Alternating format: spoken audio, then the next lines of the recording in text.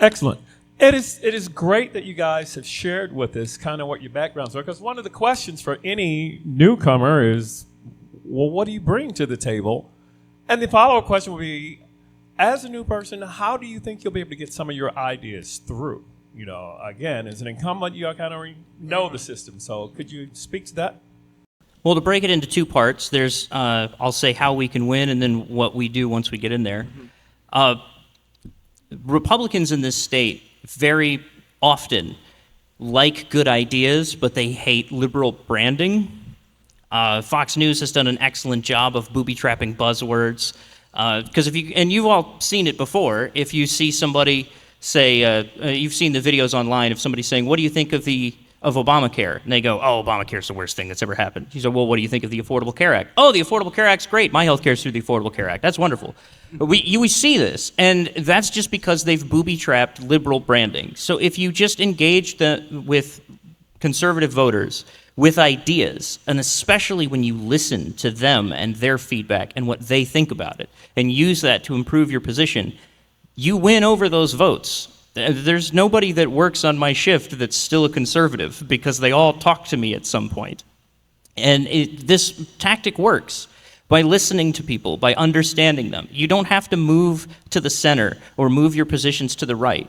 You can say, I want to bring nuclear power plants here to South Carolina so that we can bring high-quality, high-paying jobs, prevent the brain drain of people leaving our schools, and keep that high-talent work here that we invested in while lowering the cost of utilities. And conservatives will love it, but if you call it the Green New Deal, you've lost them.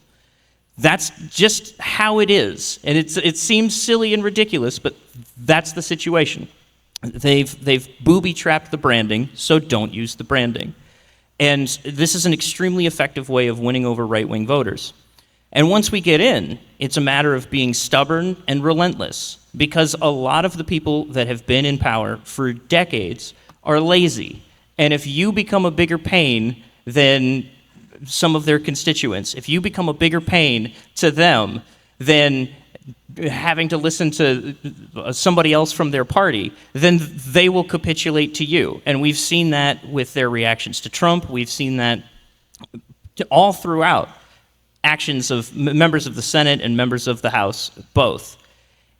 You can be an annoying presence and get actual work done by never letting it go and being relentless. And additionally, you can make policy and have problem-solving solutions. Like, I've been working in logistics for the past 14 years. My job is problem-solving, and you cannot solve a problem in a complex system without going and seeing the system in action yourself.